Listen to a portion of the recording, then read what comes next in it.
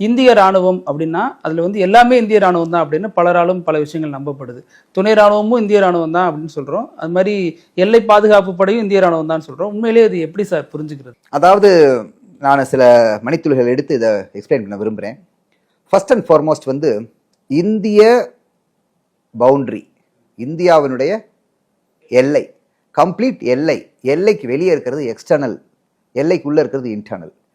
External thread வந்து omni present thread. Omni பிரசன்ட்னா எப்போவுமே இருக்கிற த்ரெட். ஏன்னா நமக்கு வெஸ்டர்ன் அட்வர்சரி, அதாவது மேற்கு பக்கம் இருக்கிறவங்க வந்து பாகிஸ்தான் என்ற இந்தியாவினுடைய அமைதியை சீர்குலைக்கக்கூடிய ஒரு நாடு எப்பவும் இருக்குது. அதே மாதிரி ஈஸ்டர்ன் சைடில் வந்து பர்மா, பங்களாதேஷ், அவங்களே நம்பக்கூடிய அளவு நம்ம நல்ல ஒரு நாடுகள் கிடையாது. Northern and north eastern border, அதாவது சைனா, அவங்களும் வந்து நமக்கு எப்பவுமே எப்படா சான்ஸ் கிடைக்கும்னு இருக்காங்க. ஸோ இந்தியா வந்து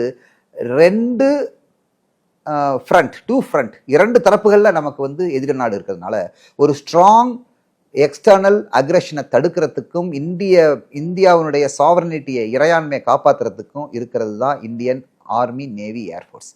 தி ஆர்ம்டு ஃபோர்ஸஸ்னா Indian army, Indian navy and Indian air force. இந்த மூணுக்கும் பேர் ஆர்ம்டு ஃபோர்ஸஸ். இந்த ஆர்ம்டு ஃபோர்ஸஸுடைய பிரைமரி டியூட்டி வந்து எக்ஸ்டர்னல் அக்ரெஷன்லேருந்து பாதுகாக்கிறது இந்தியாவை வெளி அச்சுறுத்தல்களிலிருந்து பாதுகாக்கிறதும், இந்தியாவினுடைய பவுண்டரி, லேண்ட் பவுண்டரியை வந்து ஆர்மியும், சி பவுண்டரியை நேவியும், ஏர் ஸ்பேஸை வந்து ஏர்ஃபோர்ஸும் பாதுகாக்கணும். இதுதான் வந்து எங்களுடைய மேண்டேட். இதுதான் இந்திய இராணுவம்னா மீனிங் தான். ஆர்மி, நேவி அண்ட் ஏர்ஃபோர்ஸ் மட்டும்தான் இந்திய இராணுவம்.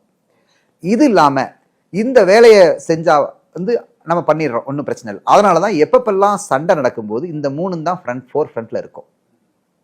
ஆனால் உள்ள இருக்குல்ல, இந்தியா உள்ளுக்கும் இந்தியா பெரிய நாடு, பலவிதப்பட்ட சர்ச்சைகள், பலவிதப்பட்ட பிரிவுகள், பலவிதப்பட்ட பிரச்சனைகள் உள்ள நாடு. அதனால உள்ளுக்கும் இன்டர்னலி ஆல்சோ அது என்னவா இருக்குது, ப்ராப்ளமா இருக்குது. அந்த இன்டர்னல் ப்ராப்ளம்ஸையும் இன்டர்னல் லா அண்ட் ஆர்டரை சேஃப்டி பண்றதுக்கு பல அடுக்குல என்ன இருக்குது, நம்மளுடைய அதாவது போலீசிங் அண்ட் செக்யூரிட்டி அப்பாரட்டஸ்னா செட்டப் இருக்குது. ஃபார் எக்ஸாம்பிள், ஸ்டேட் கவர்மெண்ட் எடுத்துக்கிட்டோம்னா, ஒரு ஸ்டேட் கவர்மெண்ட் உள்ளுக்கு லா அண்ட் ஆர்டரை ஹேண்டில் பண்ணுறதுக்கு state police law and order இருக்குது. அந்த ஸ்டேட்டில் கிரைமை ஹேண்டில் பண்ணுறதுக்கு கிரைம் டிபார்ட்மெண்ட் இருக்குது. அதே ஸ்டேட்டில் உளவு சரி பண்ணுறதுக்கு, அதாவது உளவுத்துறையை பார்க்குறதுக்கு கியூ பிரான்ச், அதாவது உளவு, இன்டர்னல் செக்யூரிட்டி அண்ட் உளவு ஸ்தாபனம் இருக்குது. இது வந்து ஸ்டேட்டில் இருக்குது. இந்த ஸ்டேட் போலீஸால் எதுவும் விஷயங்கள் கவனிக்க முடியல அப்படின்னம்னா ஒரு ஸ்பெஷல் ஃபோர்ஸஸ் இருக்குது, அதுக்கு பேர் ரிசர்வ்னு சொல்கிறது. நீங்கள் பார்த்துருப்பீங்க. அது வந்து ஸ்டேட் ஆர்ம்டு போலீஸ்.